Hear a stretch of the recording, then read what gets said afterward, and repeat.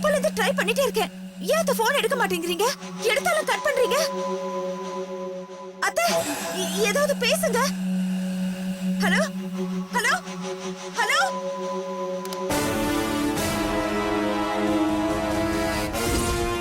என்னம்மா என்னம்மா? என்னன்னு தெரியலப்பா, கட் பண்ணிட்டே இருக்காங்க.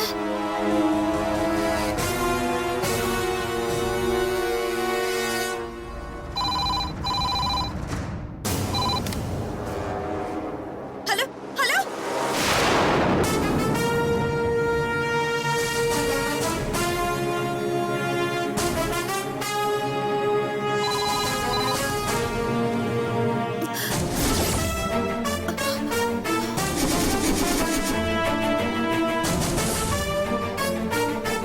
மாலா, அந்த ஃப்ரிட்ஜில் இருக்கிற காய்கறி எல்லாம் எடுத்து வை, கீரையும் ஆஞ்சி வை, நான் வந்துடுறேன்.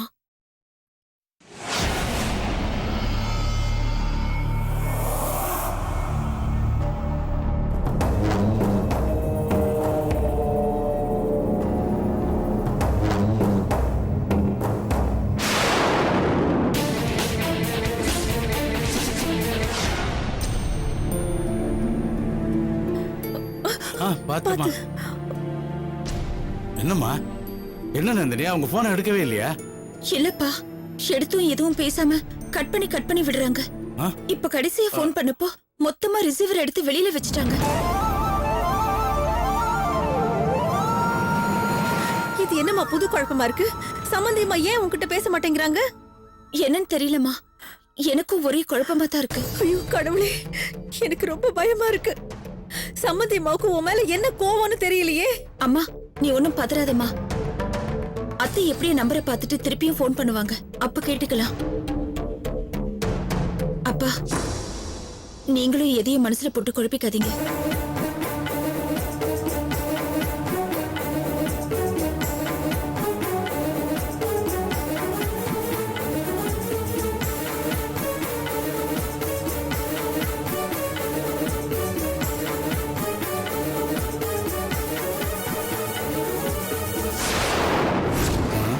வர வர சம்பந்தியம்மா நடவடிக்கையே சரியில்லையே. நந்தினி கிட்ட அவங்களுக்கு என்ன கோவம் புரியலையே.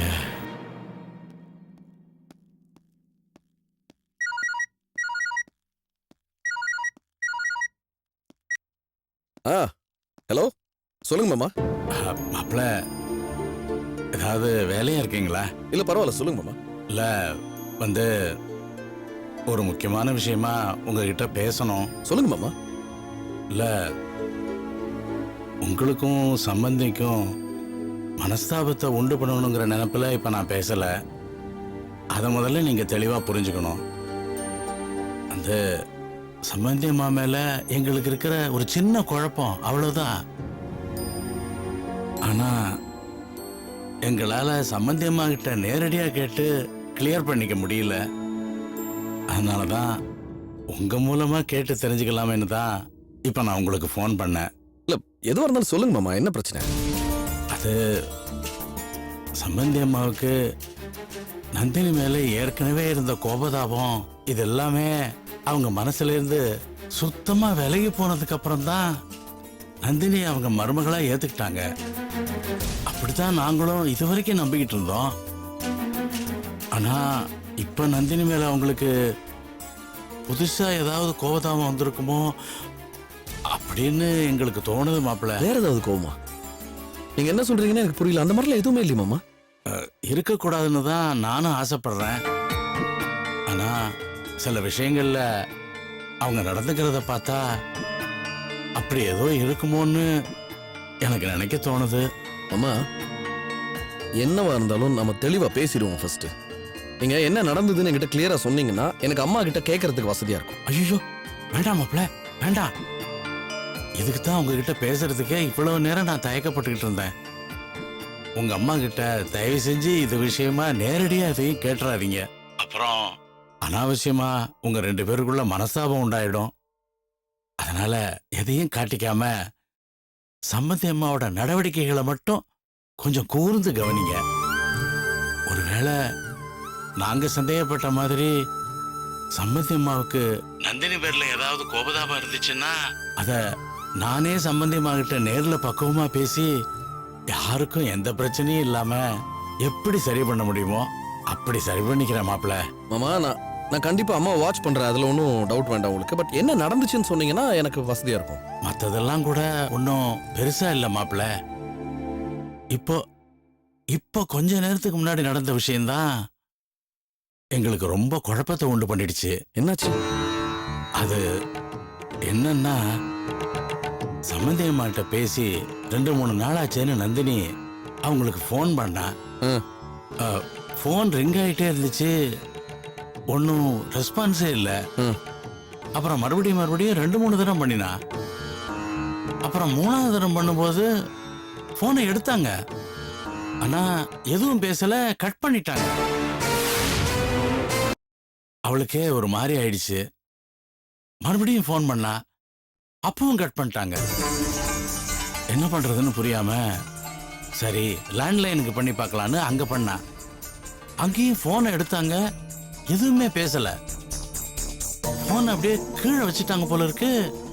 அதுக்கப்புறம் எதுவுமே இல்ல, போன் ஒரே டெட்டா இருக்கு. அதான் நந்தினிக்கும் சரி எங்களுக்கும் சரி மனசுக்கு ஒரே உறுத்தலா இருந்துச்சு. ஆனா இது விஷயமா உங்ககிட்டயோ சம்பந்தியம்மாகிட்டயோ எதுவும் கேட்டுக்க வேண்டான்னு தான் நந்தினி சொன்னா. ஆனா அத நினைச்சு அவ படுற வேதனையை எங்களால பார்க்க முடியல மாப்பிள்ள. அதான் என் மனசு கேட்காம இப்ப உங்ககிட்ட போன் பண்ணி பேசிக்கிட்டு இருக்கேன். இப்ப கூட நான் உங்ககிட்ட போன் பண்ணி பேசுறது அவளுக்கு தெரியாம தான் மாப்பிள்ள. சரி மாமா, அம்மா ஏன் இப்படி எல்லாம் பண்றாங்கன்னு எனக்கும் புரியல. நான் என்ன எதுன்னு பாக்குறேன். நீங்க முதல்ல தைரியமா இருங்க. அதே மாதிரி நந்தினிக்கும் ஆறுதல் சொல்லுங்க. ஒன்றும் தப்பா இருக்காது, இருக்கவும் கூடாது. மாப்பிள்ள, நான் திரும்ப திரும்ப சொல்றேன், அம்மா கிட்ட இது விஷயமா தயவு செஞ்சு நேரடியா எதையும் கேட்டுறாதீங்க. நான் பாத்துக்கிறேன், கவலைப்படாதீங்க. அத சரி மாப்பிள்ள. ரொம்ப தேங்க்ஸ், என்கிட்ட இந்த விஷயத்தை கொண்டு வந்ததுக்கு ரொம்ப தேங்க்ஸ். நான் பாத்துக்கிறேன், தைரியமா இருக்கேன். சரி மாப்பிள்ள.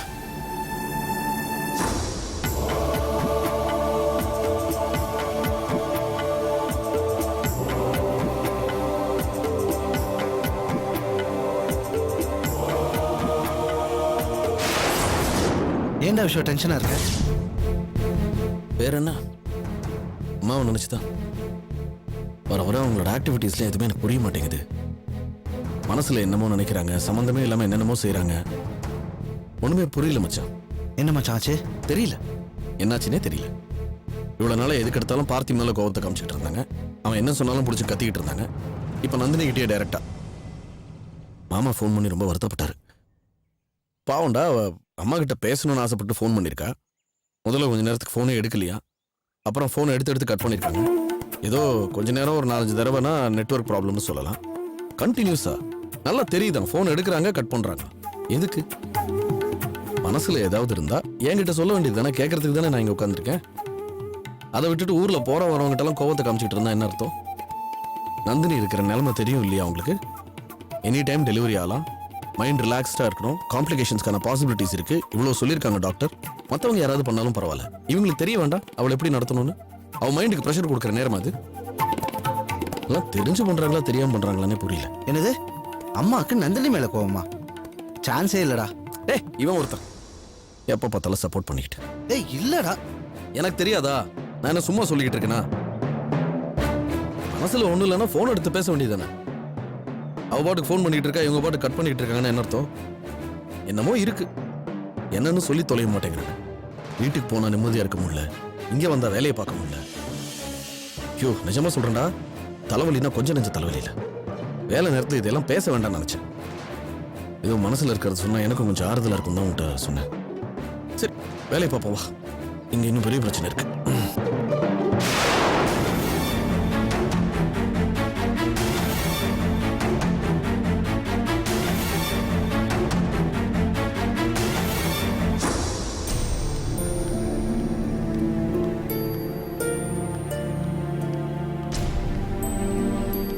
கணக்கு என்னக்கா அண்ணே எங்க? அங்க படுத்துட்டு இருக்காரு.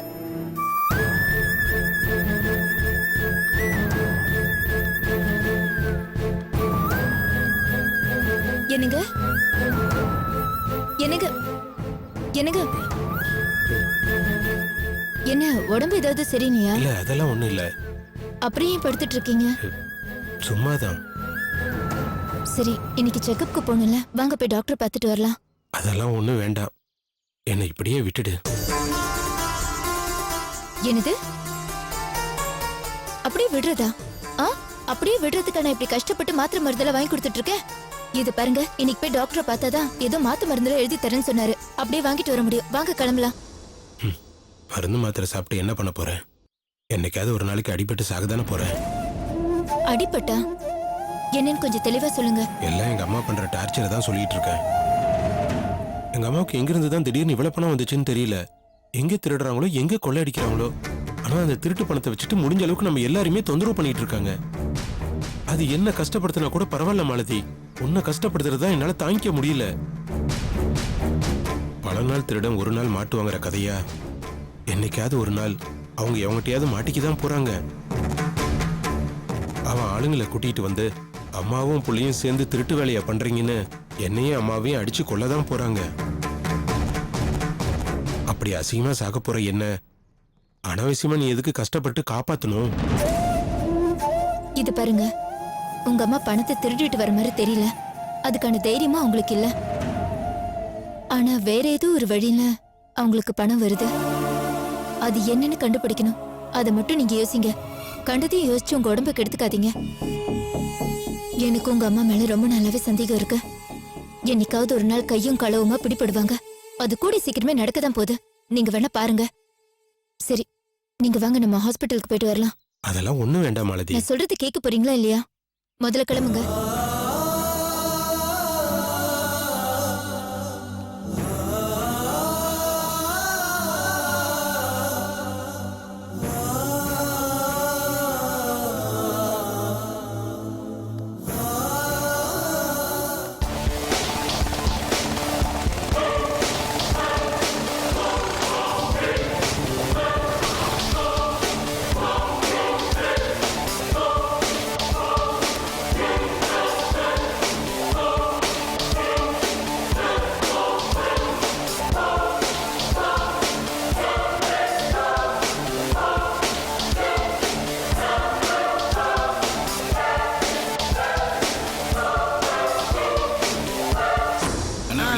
டிஃபன் ரெடியா? சரிங்க, இந்தாங்க. வை வை. நந்தினி, பா. நான் ஆபீஸ் போயிட்டு வரேம்மா. சரிங்கப்பா. பாத்துக்க. உள்ள வரலாமா?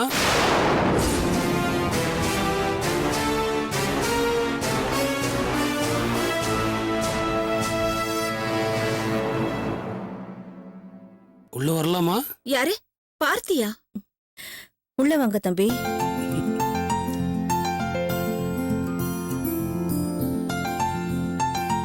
வாங்க தம்பி, உட்காருங்க. அண்ணி, ஒரே வாரத்துல கண்டுபிடிச்சிட்டீங்க. கிணத்துக்குள்ள உட்காந்து பேசுற மாதிரி ஒரு குரல். இத கண்டுபிடிக்க முடியாதா? பாத்தீங்களா, கேப்ல என்ன கிண்டல் பண்றீங்க? நான் கிண்டல் பண்ணாம வேற யார் கிண்டல் பண்ணுவா? அதுவும் சரிதான். நீங்க கிண்டல் பண்ணாம வேற யார் கிண்டல் பண்ணாங்க? உங்களுக்கு எல்லா உரிமையும் இருக்கு கிண்டல் பண்ண. ஆமா, குடிக்க ஏதாவது கொண்டு ஐயோ, வா. அந்த ஃபார்மாலிட்டிஸ்ல எதுவும் வேணா, நீங்க இருங்க. எப்படி இருக்கீங்க அத்தை? நல்லா இருக்கேன்ப்பா. மாமா, எப்படி இருக்கீங்க?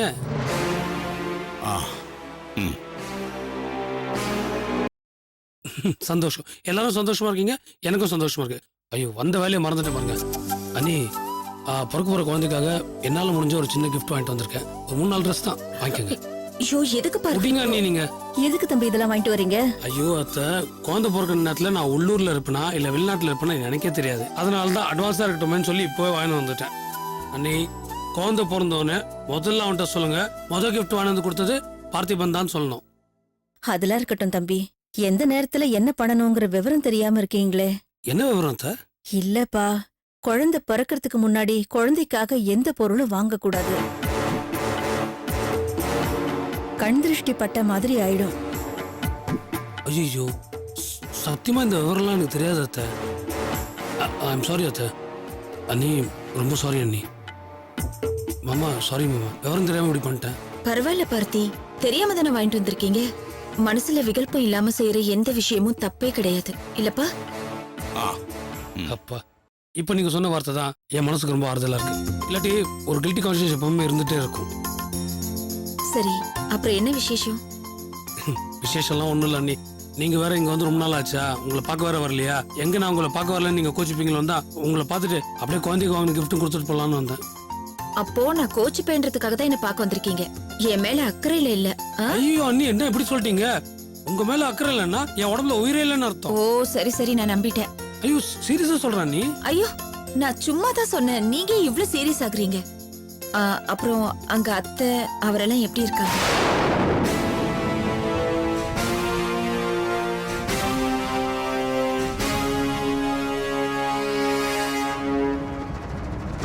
பார்த்தி, உங்களை தான் கேக்குறேன். அத்தையும் அவரும் எப்படி இருக்காங்க? சாரி அண்ணி, விஸ்வா பத்தி வேணா என்கிட்ட கேளுங்க. பெருமை பத்தி தயவுசெய்து என்கிட்ட எதுவும் கேட்காதீங்க.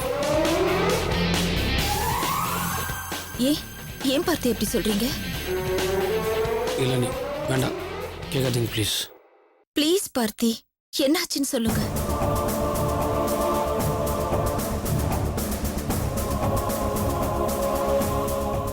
பார்த்தி, பார்த்தி, உங்ககிட்ட தானே கேட்டுட்டு இருக்கேன். என்னாச்சுன்னு சொல்லுங்க. என்னன்னு தெரியல அண்ணி, இப்பெல்லாம் பெரியம்மாக்கு என்னை பார்த்தாலே சுத்தமா பிடிக்கிறது இல்லை. எது பேசினாலும் எரிஞ்சு எரிஞ்சு போயிடுறாங்க. நான் எது கேட்டாலும் என் மேல கோவப்படுறாங்க. என்ன தம்பி சொல்றீங்க? நீங்க அங்க வந்ததுல இருந்து மாப்பிள்ளையில இருந்து சம்பந்தியம்மா வரைக்கும் உங்க மேலதான் பாசமா இருக்காங்கன்னு அடிக்கடி நந்தினி சொல்லுவா. இப்ப ஏன் இப்படி? தெரியல, அதெல்லாம் கூட பரவாயில்ல. நேற்று பெரியம்மா சொன்ன விஷயம் இதை விட பெரிய ஷாக்கிங்கா இருந்தது. நீ முதல்ல தங்கியிருந்த ஹோட்டலே போய் தங்கிக்கோ, வீட்டு விட்டு வெளில போடான்னு மூஞ்சில் அடிச்ச மாதிரி சொல்லிட்டாங்க. ஐயோ, அவங்க ஏன் அப்படி நடந்துக்கிறாங்க? ஹோட்டல்ல இருந்து வீட்டுக்கு வந்து தங்க சொன்னதே அவங்க தானே, மறுபடியும் எதுக்கு ஹோட்டலுக்கு போக சொல்றாங்க? கேட்டேன், நீங்க கேட்ட இதே கேள்விதான் நானும் உங்ககிட்ட கேட்டேன். அதுக்கு ஒரு சாக்கு சொன்னாங்க. எனக்கு வயசாயிடுச்சு, என்னால 3 வேளைலாம் உனக்கு சமைச்சு போட முடியாது. எனக்கு தெரியும் அவங்க சொன்னதெல்லாம் ஒரு சாக்கு தான், உண்மை இல்லைன்னு. எனக்கு என்ன பண்றதுன்னே தெரியல. சரி, பெரியம்மா மனசு வருத்தப்பட வேணான்னு தான் அவங்க சொன்ன மாதிரி பேக்லாம் எடுத்து கிளம்பிட்டேன். விஸ்வாட்டியும் சொல்லிட்டு போலாமேன்னு சைட்டுக்கு போனேன். ஆனால் அவன் என்னை ரொம்ப கம்பல் பண்ணி மறுபடியும் வீட்டுக்கு அனுப்பிச்சு வச்சிட்டான். விஸ்வாவோட வார்த்தை கட்டுப்பட்டு தான் நான் அந்த வீட்டில் இருக்கேன்.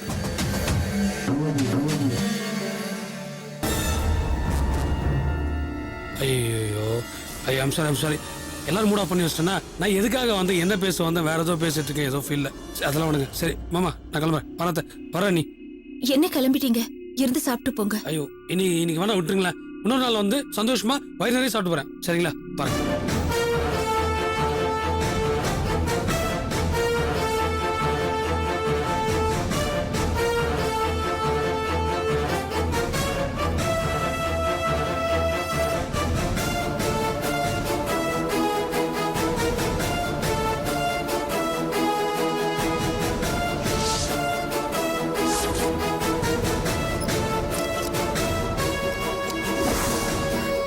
தம்பி, ஒரு நிமிஷம் இப்படி வாங்கல.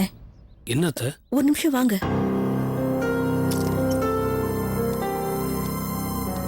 சொல்லுங்க அத்தை. தயவு செஞ்சு எதுவா இருந்தாலும் என்கிட்ட மறைக்காம உண்மையை சொல்லுங்க தம்பி. சம்பந்தி அம்மாவுக்கு அங்க என்ன பிரச்சனை? இப்பெல்லாம் ஏன் இப்படி நடந்துக்கிறாங்க? இதான் எதிர்பார்த்த. விட்டு வேணா இந்த சான்ஸ். இப்போ பாருங்க வேலையை.